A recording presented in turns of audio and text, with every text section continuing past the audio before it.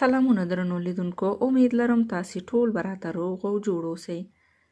نن مې تاسې ته یوه ښکلې قصه راوړې. هیله ده تر پایه راسره وګورئ او زما چینل درسره سبسکرایب کړئ. یوه جنۍ قصه کوي چې د ماښام د لمونځ د ادا کولو وروسته همداسې په جاینماز خوب وړی وم. مور مې راته غږ کړ. د مورجانې په آواز راویښه شوم چې ویل یې کایناتو ویده شوې یې، دا سترګې د څنګه سرې دي؟ ویل مې شاید ویده شوې وم ځکه سرې دي. ویل یې مورجانه دې نشي خطا ایستلی، ووایه ژړلي دي. په سترګو کې مې اوښکې راغلې. ورته مې وویل مورجانې یوازې ته یې چې زما په حالت پوهېدی شي او هیڅ دروغ درته نشم ویلی.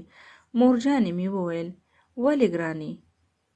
څنګه خفه شوې یې؟ چا خفه کړې یې؟ ویل مې مورجانې خفه نه یم، خو هسې لږ ګیلمنه شم له ځانه چې ولې زه تل یو چا سره اخلاص کوم، هغه را سره په غلطۍ کېږي.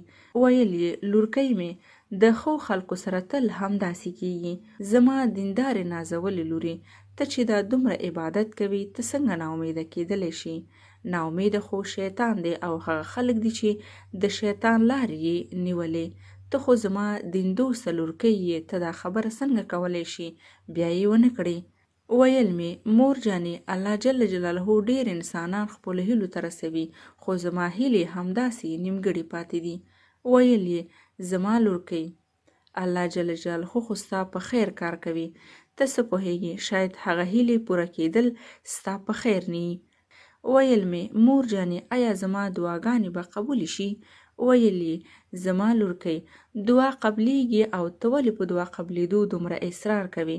دعا خو ډېره د نفس د پوره کېدو خواهش کوي. ته باید د الله جل جلاله د رضایت او خوښۍ په فکر کې اوسې. او چا وویل چې دعا نه قبلیږي؟ قبلیږي، خو خوشبخته انسان هغه دی چې دعا یې آخرت ته ذخیره شي، تر څو الله جل جلاله په هغه سخته ورځ د دعا په ذریعې په د اساني راوړي او هو نور ځان خفه نه کړي او نه هر رنګه خبرې ځان ته ودروي. ویل یې په مسکا کولو سره هسې هم جونې چې خفګان وکړي نو ښکلا ته یې ضرر رسیږي. همداسې مورجانه مې پورته شوه او ولاړه اشپزخانې ته. ځان سره مې وویل مورجانې الله جل جلاله دې مې بې تا نه کړي، شکر چې تا لرمه. زما د ژوند کولو هیله ته یې، پرته له تا ژوند نه غواړم. زما ټول کائنات هر څه یوازې او یوازې ته یې.